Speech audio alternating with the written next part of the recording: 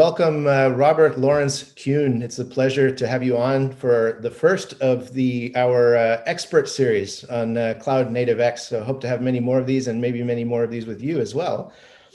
Just a short introduction. Robert is a remarkable individual, an investment banker, a neuroscientist, host of a show on the American Public Channel, PBS, called Closer to Truth. I consider this to be almost a buffet for the intellectually curious. So you just go online and you could spend a whole weekend on this stuff, going down the rabbit hole. But more specifically, the reason that I was really looking forward to speaking with you today is that you are also one of the world's renowned experts on China strategy, advising all kinds of multinationals, and more specifically, many of the biggest names in the tech industry. You've worked with EMC, VMware, SAP, many more. And I think today, what I would love to do is to take the opportunity to get your view on China and how this might be considered a big opportunity for tech startups, for early stage ventures, which is a lot of our audience today, are founders and executives of early stage ventures. Maybe if you could just give us like a short 2-minute sketch of your background and how you got involved in China and the tech industry. I think that would be really interesting. Well, it's good to be with you, Lee, and I'm very pleased to have this opportunity to talk to tech companies, because China today is both very controversial and much misunderstood, and there are opportunities there. There are dangers too, of course, some exogenous to China because in working with China. But because of that, there's some significant opportunities when you really understand what's happening and the emphasis. So I think that will be a good place to focus our conversation on the kinds of opportunities for diverse kinds of companies. I've worked with really both ends. I've worked with the largest multinationals in China, and I've worked with a number of entrepreneurial companies that were startup or just in the very early stages, but we're able to do some interesting kinds of ventures and joint ventures because of the nature of the Chinese economic environment today. And so we can go into that in detail. A short story on myself. I call my involvement in China the capriciousness of the cosmos, because I did not start out as a China expert nor had any interest in China. My doctorate, as you mentioned, is in neuroscience, neurophysiology. I went bad, became an investment banker and corporate strategist, and I've had a lot of activities in both the intellectual side of science and technology and the practical side. Got involved in China a little bit more than 30 years ago, when one of my mentors, my main mentor at that time in the United States, a fellow named George Kosmetsky, who was a co-founder of Teledyne, which was the prototypical military-industrial complex of the late 1950s and 1960s. Had a friend who was the Minister of Science and Technology in China, and he asked George to find some investment bankers who understood science, because the science industry at that time, late 1980s, had lagged behind other industries in the reform process. So I went to China. It was actually 6 months before the Tiananmen Square disaster in June of 1989. I was very taken because I was with the science community and I saw the energy in China at that time. Then Tiananmen Square happened, and I vowed, along with everyone else, because it wasn't important to me, never to go back. But then I had an incident where I had a conference. I was leading on creativity in large bureaucracies, and I invited one of the mid-level officials from China to participate. And when he got there, this was 15 months after Tiananmen Square, me and some other professors kind of gathered around him and started blaming him for Tiananmen Square, which is very unfair because he had nothing to do with that, A, and B, he had come all the way at our invitation from China, and here we were kind of berating him. And he made a comment that kind of changed my life. He said the problem in China today, which was in 1990, was China was going backwards, not forwards. But he said the problem was more your fault, he pointed to me, than my fault, pointing to himself. And I said through the translation, that doesn't make any sense. We must have bad translation because I'm not even there. What are you talking about? And he said, that's the point. You are not there. You and all the others like you, the thousands who have withdrawn, have left those of us who would like to reform in the hands of the ultra conservatives. And it was like, Paul on the road to Damascus. I said, you're right. I'm sorry. I'll come back. And that began a long odyssey. While I was building my investment bank during the 90s, I'd go to China on all of my vacations 3-4 times a year, lectured on investment banking, mergers and acquisitions, which was my specialty, not thinking it was going to mean anything business-wise, but just having my kind of fun. I didn't play golf very well, didn't like it, and didn't like to just go sightseeing. But in China, giving lectures and meeting people was just great fun. Also, I love table tennis. I play a little table tennis. And then toward the end of the 90s, circumstances occurred where I did some media stuff. And make a long story short, I wound up writing the biography of the former president of China, Jiang Zemin, and became the best-selling book in China. I wrote the first investment banking book in the Chinese language in the 90s. And when I sold my merger and acquisition company in 2000, 2001, from that time, I focused entirely on China. And it's been a wonderful experience, complicated. I spend a good deal of my time on the public media side. I do a lot of commentaries on BBC, CNN, major networks, CNBC, Bloomberg, almost always when there's some problem about China. Yeah. Nobody calls me when things are going well, but problems come up, I get the calls. And what people don't realize is that I spend a good deal of thinking, working with corporations, and what I do is I apply what I call a politico-strategic framework for doing business in China. And what that means, China is unique in the world in that you have this governmental pervasiveness, which, especially since Xi Jinping has become senior leader by the end of 2012, and increasingly so, the party, the Communist Party of China, the CPC, the ruling party, has taken more and more control of every aspect of Chinese life. It was always in the leadership, but under President, and it was kind of eroding during the 80s, then it was back after Tiananmen Square for a few years, then it was eroding again to some degree, but under President Xi has become extremely strong. And there's a phrase they use in Chinese, it's like north, south, east, west, central, business, education, government, society, military, everything comes under the party.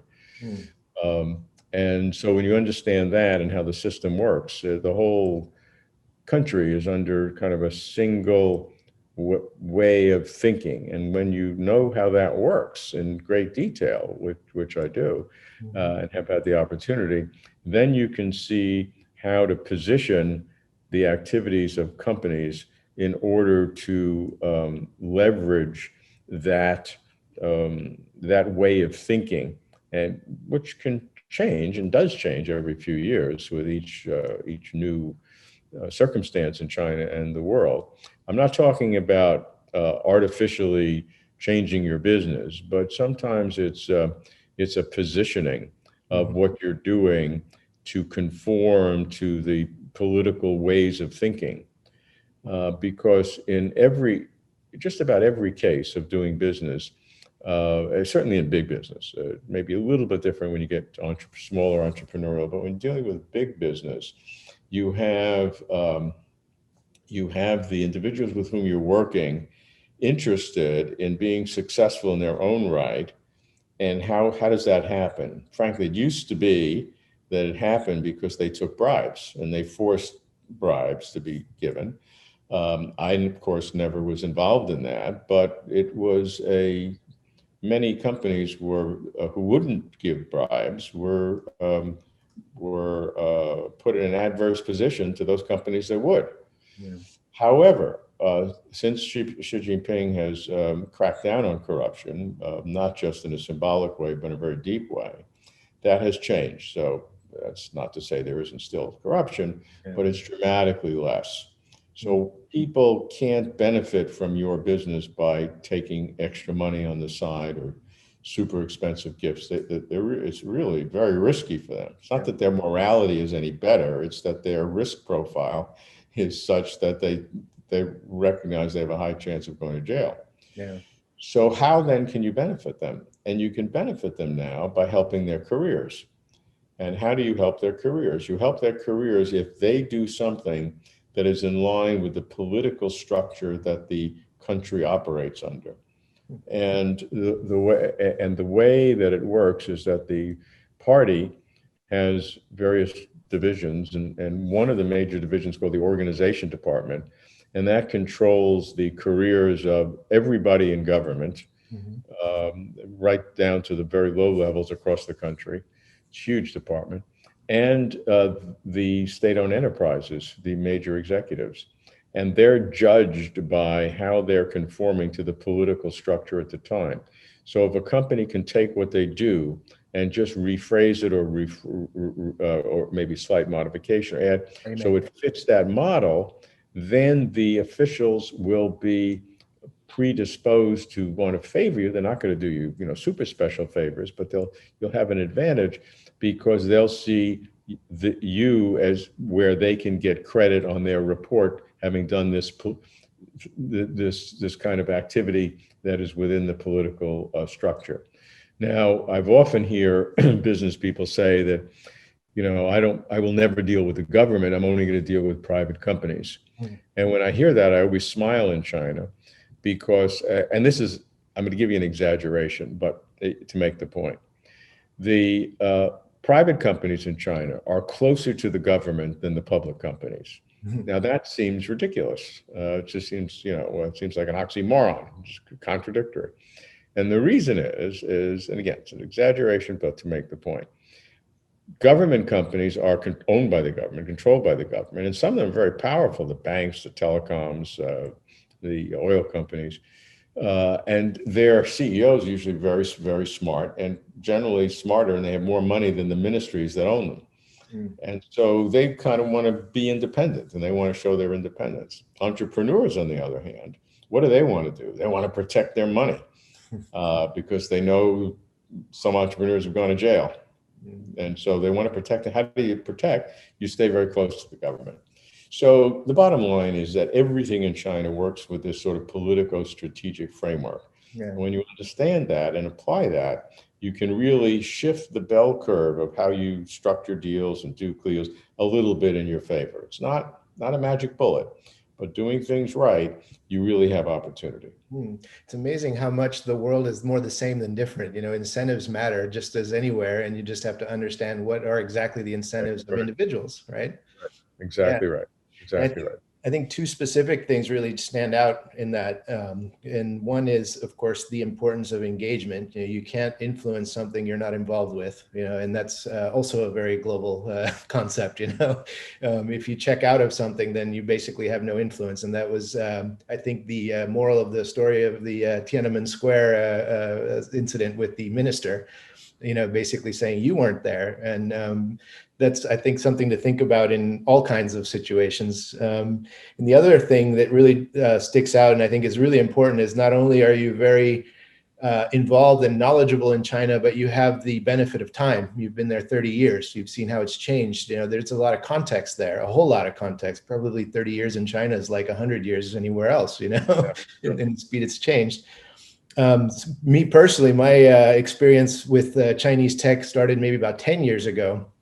And at that time, I think the big topic was intellectual property, that the Chinese companies, Huawei, were seen as stealing technology, right?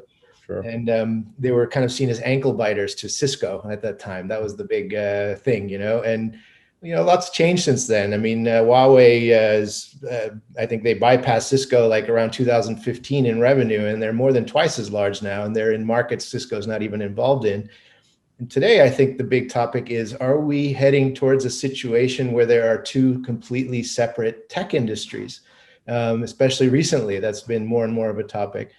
Do you think that's a desirable outcome? And if not, how do we avoid that? Well, I guess there are two kinds of ways to address the big question you're asking. One is the global macroscopic, playing God and looking at the world and say, how can everybody be better off and how can we all get along? And that's what we all do a lot of on the media. And the other question is, with me and my small company or my entrepreneur, how can I take advantage of the situation? So those are two ways of looking at it. So I'm definitely more positive about the latter than the former at this point. I've been very much on the front line of certainly in the media, both the Chinese media and the international media, of trying to explain to the other side how the other side thinks. And so when I'm on the international media, I'm explaining how Chinese leaders think, because I know that firsthand. Sometimes secondhand, but many times literally firsthand. So I'm not saying that I'm being told secrets, but I have enough data points and enough over decades and over different individuals to know how to discern what I'm hearing. And so I present that in the international media. So it looks like I'm defending China. And then, of course, in the Chinese media, I'm explaining how the US thinks.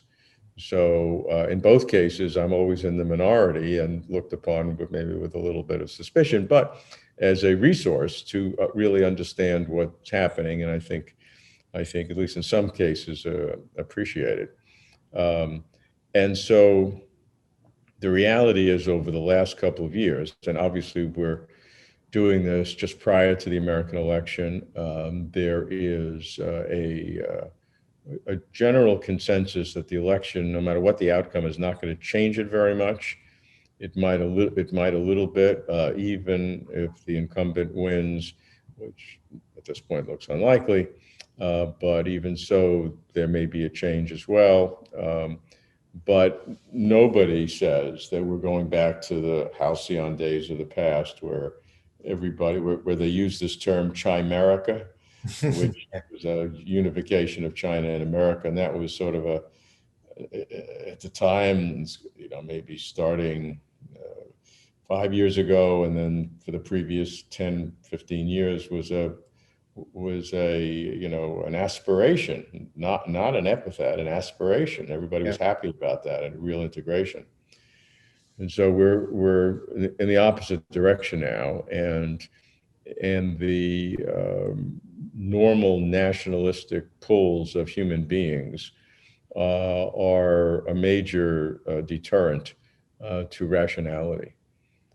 And so I see in both countries and other countries as well, but my focus is China and the US primarily, a devolution to baser instincts of nationalism, which, if you really think about it from my biological background, is really based upon the evolution of groups and tribes and ways of self-identification within groups. I mean, it's really built into. It's to quote a Canadian writer, it's bred in the bone, the nationalism that we have.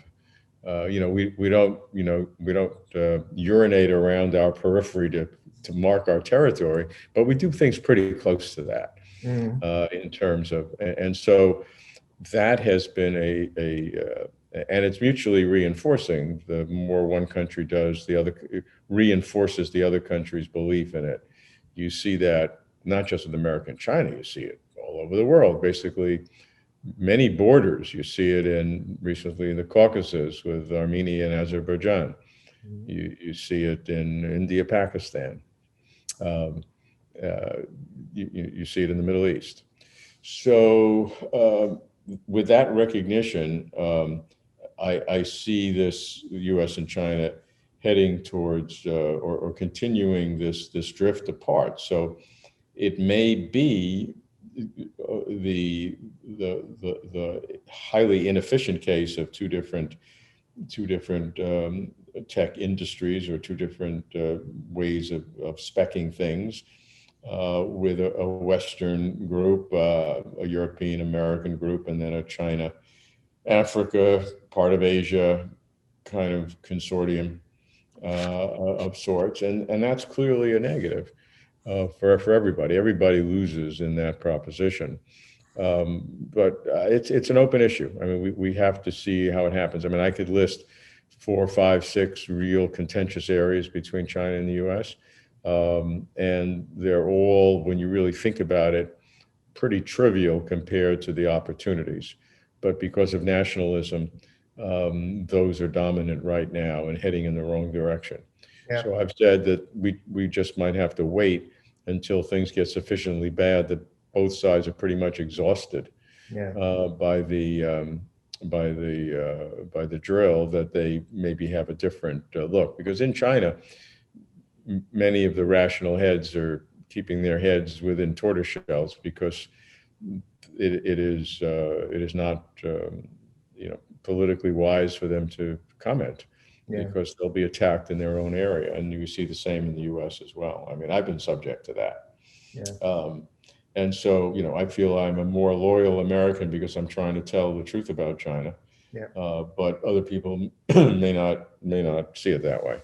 Yeah. So on the second part, though, in terms of opportunity, there really is opportunity when it sounds like the first part would prescribe it. But no, there is real opportunity, because China is now seeing the need for its internal innovation and self-sufficiency in key technologies. And certainly everything having to do with cloud is among them. Obviously start with semiconductors and kind of hardware, firmware, and then the whole AI, 5G, quantum computing, cloud, big data, that whole spectrum is dominant. As China builds its internal consumption, the emphasis is on e-commerce, where China is, arguably the world's leader in terms of electronic payments and use of big data and AI in those areas. So here's the way to think about smaller companies: is that in China, people in the West have the impression that all China is united to attack and hurt Western companies or foreign companies in general. It can be Korean or Japanese, doesn't have to be, as long as they're foreign. All the Chinese companies have this unity to beat the West or beat foreign companies. And that's exactly wrong. That's not the way. In China, because the government wants to have a vibrant market economy, albeit in a rigid political system and no free media. But they do want an open and competitive economy. So the government encourages strong competition among groups within industries. And so from the individual company point of view, they're not interested in, to the most part, kind of attacking or thinking about foreign companies. They're thinking about how to compete with their own Chinese competitors, because that's where their world is. That's 90% of their business or whatever. So in those situations, you have different major Chinese entities competing, and there's opportunity, because each one of those companies are going to want to enhance their own capacity to compete in their own market. So they will be looking for foreign partners to ally with them, to help them with their own internal competition. Yeah. And so therein lies the opportunity for many foreign companies to find the right partner. So if you have a kind of not a duopoly or an oligarchy where you have 5 or 6 leaders, if you have a joint venture or you venture with any one of those, you can have a real business in China. It almost doesn't matter which one, because you'll be part of that individual ecosystem. Yeah. And so that's one way to think. about it. Or one situation now, I'm working with a very dynamic company in the general field of AI that has wonderful technology, and two major companies are trying to do joint ventures with them so they could kind of outcompete the other. And so there's really great opportunity, but you have to discern. It's not you have to look at a company and see what its competitive edge is, what it offers, and generally in a minute or two. I don't want to sound arrogant here, but in a minute or two, I can say, is that company have a shot at doing something in China? Yeah. And I often have to make that decision because companies come to me for, could you help us? And if it's a small company, and I'm not going to take, a big fee, or may take no fee, just take some equity, which is what I'll do with a small company. So I have to make a decision on my part. Do I want to spend the time and effort and opportunity cost with that company? And I'm only going to do it if I think there's a chance of success. Yeah. And so for those companies, you just have to, in 95%, you can decide in a minute. And most of the time, the answer is, from my point of view, it's not worth the effort. It might be. In a few cases, it is worth the effort, and even though it may take time and uncertainty, it is worth the effort.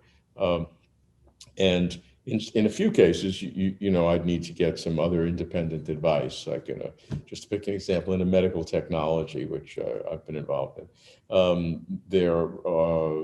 Something would look good to me because healthcare is a big industry in China, but I'm not 100% sure of that particular medical device or whatever.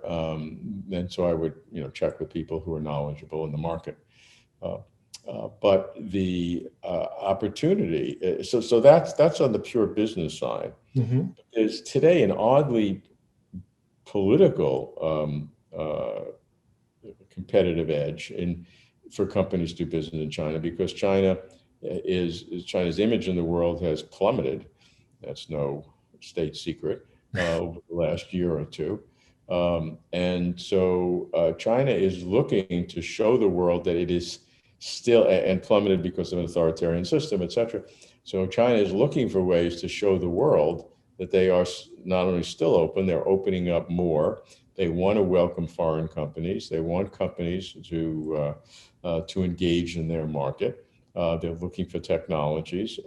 And so for local officials or local executives of companies, they could be benefited if they would do a venture with a small foreign company, because it shows that China's open. So there's definitely a political plus today for foreign companies to be involved. If we get into areas of national security issues of IT, then it may be sensitive. Sure. So it's as everything else, it's a complicated equation. But most of what you see in the West, in terms of the media about China, is it's not that it's wrong, it's that it's just a small percentage of what's true. Yeah. And when you understand the totality of it, there really is significant opportunity. Yeah, a friend of mine from India once said, "Everything you've ever heard about India is true somewhere." Right. China's at least that big, so that's great. Right. And I think in the interest of engagement, I think another thing to think about, and that I think would be interesting to talk about.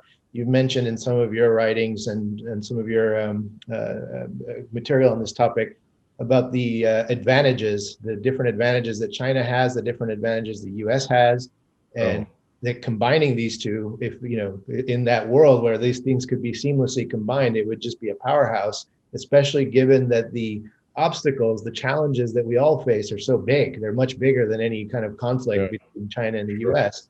And I think the way I summarized it, you had a nice list of like Chinese advantages, US advantages. But I think if I were to simplify it, I'd say China has size and focus, and commitment, like the speed of projects, the size of the market, the government support. Where US benefits from diversity and agility a bit. You have so many different people coming to the US, going to university. I think just about every major tech startup has at least one foreign-born founder. And I would like, thinking as in the shoes of the founder, how can I take my strengths as a Western founder, a Western entrepreneur, and benefit from the strengths of your typical Chinese founder and entrepreneur, and how can I make the most of that sort of synergy? Yeah, I mean those are very important questions on the macro scale in terms of China versus the U.S. I was made aware of this by a conversation that I had with a leading Chinese think tank head, and he said, and he was relating to me a conversation he had with a famous American political scientist, and he said that he told the American political scientist that, and it was sort of in a good-natured way, that ultimately China will win because China is 4 times the population, and just given a normal bell curve of excellence and expertise and brilliance and innovation, assuming everybody has the same bell curve, China will just have 4 times as many people on the extreme positive end, and eventually, 1.4 billion will overtake 330 million. And this Chinese told me that the person, she says, you're entirely right in your analysis, but what you miss the point is that the United States is not 330 million. The United States is 8 billion, because we draw on the best of the whole world. Yeah. And so we are 5 times bigger than China, which is a great comment. And I have felt, not to get it politically involved here, because that's not our objective, but one can argue that there have been a lot of, shall we say, poor decisions of the current administration. Yeah. But to me, the absolute worst for making America great is limiting immigration. Yeah. For high-tech companies. You can't let everyone in, but the best advice that I had heard, it's not original with me, but somebody said every PhD in STEM, science, technology, engineering, mathematics, gets a green card stamped to their diploma. And to me, that's the best, strategic weapon that America could have, because everybody wants to come. And so the environment today, though, is different, and China is trying their best to reach out. Now, it's very difficult because of the nature of the system and the media controls and other things that are not attractive to Westerners. But on a pure business basis, China is reaching out and wants to become a bastion of where the best and the brightest from the world, not just from China, can come. And they will not be very successful at that because of the drag on the system there, compared to what the U.S. can do, or UK, or Netherlands, just to pick a random country at this point. But they can do something, and they can make attractive opportunities for those kinds of technologies or expertise that they deem important. Yeah. Now, what those are, is a micro study.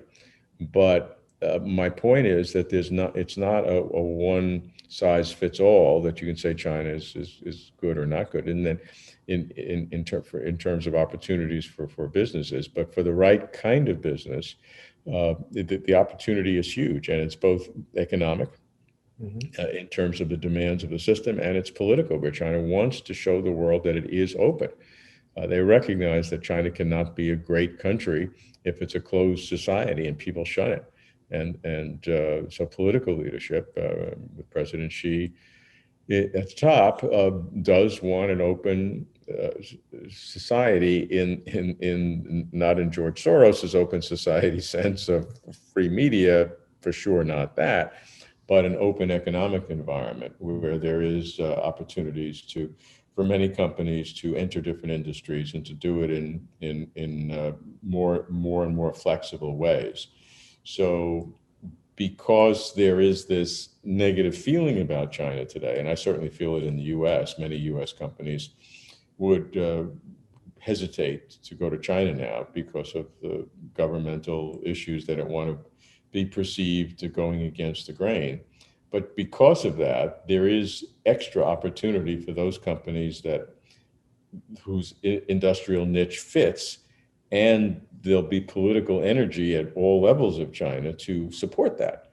Yeah. And so the only way to answer the question is by the specificity, but the general environment in China for companies that can deliver a unique technology or a technology that fits a need is probably better today than it has been in decades, Yeah. because of both the economic need and the industrial local innovation need and the political will to show the world that it's still open. So you have to understand the detail of the structure and its nuances to appreciate the opportunity. Yeah, no, it's really very true. And I guess in the true entrepreneurial spirit, the best way to start is to start, right? It's to really like take the opportunity, and I can understand how the political situation, although maybe not directly relevant to a specific entrepreneur, I guess it does represent a certain amount of risk. And I think, of course, that's what entrepreneurs are best at. But then on the other hand, risk you measure against the potential reward, the upside and the opportunity, which I can see is really quite large. And I can see that there's a long game there.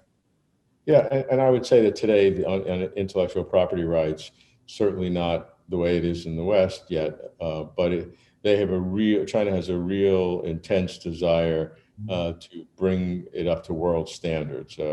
I'm familiar, for example, with an intellectual property court that has been established in several major cities. I happen to have visited and spent some time at the intellectual court in Shanghai, and they take their work very seriously, and there's great pressure from the Chinese communities to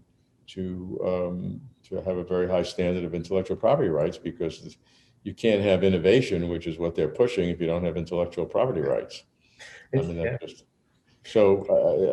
And there are ways to protect today. So when I first started my advisory with major companies, which goes back more than 10 years, so 12, 13 years, at the beginning of that period, protecting intellectual property was overwhelmingly the first issue.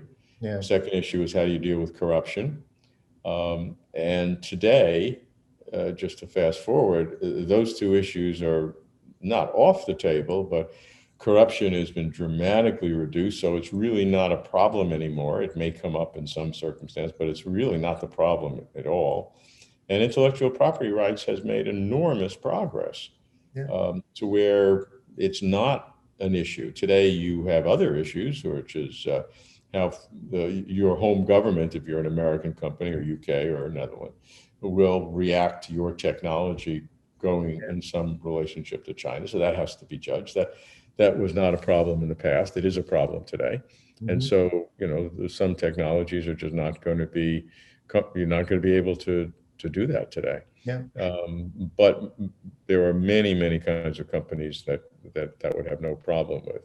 And another thing that people should look at is that there's the Communist Party has what they call a plenum, which is when the Central Committee meets. It's a little more than once a year between party congresses. So they have like 7 every 5 years, party congress every 5 years. And the one coming up in a few days, the end of October, is the 5th plenum of the 19th Party Congress, which will have as its main purpose the setting of the framework for the 14th 5-year plan. China still works with 5-year plans, a holdover from the old Soviet Union, but it's very different. It's not a planned economy where they plan the number of shoes that are going to be produced. They don't do that, but it gives guidelines to where the government will put resources behind. And so it's very substantive, but it's not a planned economy anymore. But it's sort of a unique hybrid. Yeah. But they're important signals, and we'll see in the next few days. But we think we know what it will include, and then the 14th 5-year plan will be presented now, and then it'll be approved at the government political meetings in March, are held every March, the National People's Congress, or passed that 5-year plan. So it's a process. But in that, you'll see the targeted technology industries that are deemed of maximal importance. And we'll probably see, as we've seen in the past, obviously the electronics from e-commerce, 5G, big data, Yeah. AI, cloud will all be on the list, and other areas of biotechnology, marine technology, material science, space science, all areas of healthcare. So, I mean, there'll be these core areas that are important. And so as smaller companies can see fitting into those areas, there's going to be extra resources. And resources are at the central level, the provincial level, even the municipal level, have resources to back local companies doing interesting things in those target industries that the 14th five-year plan will state. So companies who want to see an opportunity would look to ally with Chinese companies so that those Chinese companies, say smaller companies, could make a better appeal to the government to get money in those technologies. And one of their arguments would be they have a partnership with this, Netherlands technology company, which can facilitate their capacity to develop that technology indigenously. And that's one important factor if you want to think about China, how to deal in the market. And that is that what is your metric?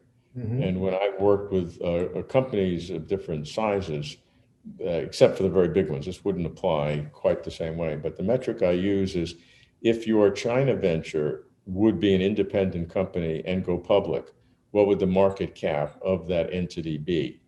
And that's a more important criterion than what its revenues or profits would be. And it has to do with structure. And one of the keys to it, to make it work, is that when technologies when technologies are put into a venture in China, that the local venture, the local Chinese company, and now it can be even majority owned by a foreign company in most cases, 50-50, or you say it's a minority, will that Chinese venture have the opportunity to then take that technology and develop it on its own? And if it doesn't, it will erode the market value. But if it has that capability, then the value could be very substantial and grow very fast, because China now has several new boards like NASDAQ or early stage company boards that are coming to raise capital for smaller companies. So that's another factor that China is occurring, these opportunities to raise capital. And for some companies to raise capital, if they showed they'd had 2 or 3 joint ventures with different foreign technology companies, each bringing a world-class technology, no matter how small the niche, that will enhance their ability to get capital. Now, the counter argument that I get all the time is that, well, if I give those rights to the Chinese company, they may cannibalize and start taking my markets in Latin America or Europe or wherever. And by contract, you can deal with that, but maybe not totally. And so what I then do with a company, and this is with, again, medium-sized or smaller companies, is we know what their current market cap is if they're public, or if they're not, what the latest round of the valuation was through investors. Mm-hmm. And then we do some analysis, and oftentimes I can show that they're 50% of the China venture. If the China venture then starts cannibalizing the rest of the world, their 50% will be significantly higher in value than 100% of what they have outside, because of the nature of the Chinese market. Yeah. So if you're looking at business as your primary test is market capitalization, or the value of your company, which from an economic point of view should be your only consideration. Now, there are stockholder, corporate social values, and all sorts of other things we're dealing with today. But if you look at it from a pure economic point of view, the whole activity should be to maximize market cap and value, as tested in a public market or an M&A market or whatever. And oftentimes you can show that a smaller percentage of the Chinese market because of the strength of the Chinese financial markets, which perhaps have elevated pricing, but nonetheless, it's real. Companies Yeah. trade at those levels. You can really see a very high leverage in terms of the percentage of what the value of your share of the Chinese entity in your technology that you gave into this venture be a very high percentage, and it's on some occasions even more than the totality of what you have outside. Yeah. And so those are the kinds of analysis that are important to do when you deal with China. And I've occasionally shown that it's a self-solving equation, because if that company is now stealing or misappropriating your technology to cannibalize in other markets, it means that they're growing, and the PE ratio in their markets are far higher than your markets. Yeah. So what you perceive to be stealing is actually increasing your market value Yeah. on a worldwide basis. Yeah. I mean, it goes to the scale. Yeah, absolutely. And so I think as a kind of a closer, what I would like to at least, open up as a topic, maybe for a follow-up at some point, are, what are the most interesting areas of technology that, me as a Western entrepreneur, tech person should explore? I think the big areas that I've seen in the West, are, of course, cloud computing is a big area. Automation of all kinds is a big area. And of course, data, everything about data, from AI, machine learning, all the way down to just protecting data and managing it in the cloud. What do you think are the big opportunities for a Western venture, a Western startup founder to explore when it comes to China? The best answer is that in each of the areas you've mentioned and a lot of others, there'll be particular niches that will work and ones that won't work. And it really has to be done on a micro level to really understand it. If I'm forced to give broad categories, I would say areas in healthcare, the marriage between big data, AI, and healthcare, big data, AI, and education and healthcare, two of the main areas that these new technologies can be applied to. And the reason is that it is of the highest priority in China to reduce the standard of living gap between the different classes, mainly urban and rural, in China. So this year they're ending the remarkable story, which I have focused on, the elimination of all extreme poverty in China. So they'll have brought 850 million people out of extreme poverty over a 40-year period, a little more than 40 years, which is remarkable. But those people are still relatively very poor, just because they're not in extreme poverty anymore. And so China's committed to have what they call a rural vitalization program, building up healthcare in rural areas, education in rural areas. And so these are areas that are very ripe for new kinds of technologies, data management, everything, in terms of applications. So there are many companies that are working in those areas, or who have SAS for application in those areas. And so, those are particularly good targets. But once again, you really have obviously there's a lot of companies in China doing a lot of things. And so there has to be some unique contribution that can be made. But once again, you don't have to be the best at everything, because you just have to get an ally in the Chinese market that can use you to compete with someone else. Mm-hmm. So one company competing with someone else, maybe your technology is the equivalent of that other company, and the company that wants to work with you is better in another area. But if they can work with you, then they're better able to compete with their primary competitor, and you can take economic benefit from that. What would you say is the biggest thing that a Chinese entrepreneur can learn or gain from partnering with a Western tech entrepreneur? Well, it again depends on the company, but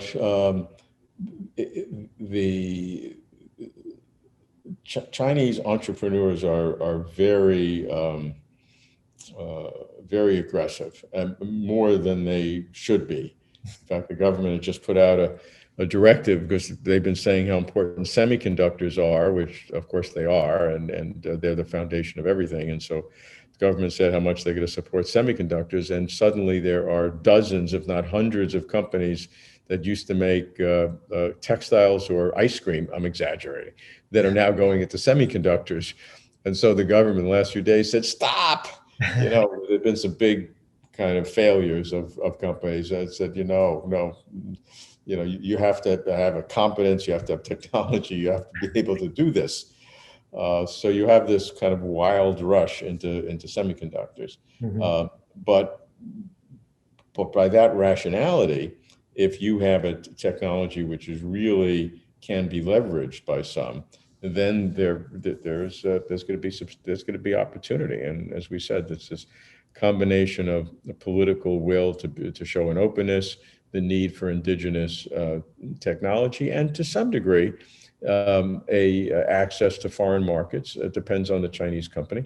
Yeah. China is now talking about what they call a dual circulation strategy, which will re-emphasize the domestic market more so than it used to be. It used to be all export oriented, but some Chinese companies want to go out and do it. So it might be technologies that a Chinese company can apply in Africa, which Mhm. is a strategic area of interest, very substantial interest for China, to be able to deal with those kinds of environments.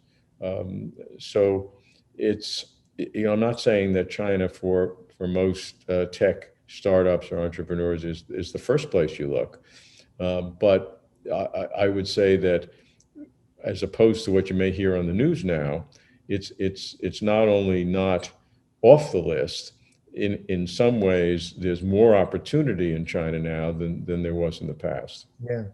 That's really great. I think it's really a lot to think about and to consider. Obviously, this is a huge topic. We could go on for days on it, and maybe we will sometime. But I really appreciate giving us this sort of introduction, this overview, which I think there are a lot of early stage ventures that could really benefit from partnering here. And this is the early stages of it. So this gives us a lot of food for thought. Really, really appreciate taking the time and talking to us. Like I said, looking forward to do it again sometime. And thanks very much, Robert, and look forward to seeing more from you. Pleasure, Lee. It's a story that we not only don't know what the final chapter is, we don't even know how many chapters there are. So it's an exciting opportunity as we look forward. Exciting in all the good and bad connotations of the term. Yeah. Well, for now, we can take it 5 years at a time. So. We'll do it. Great. Thanks very much, Robert.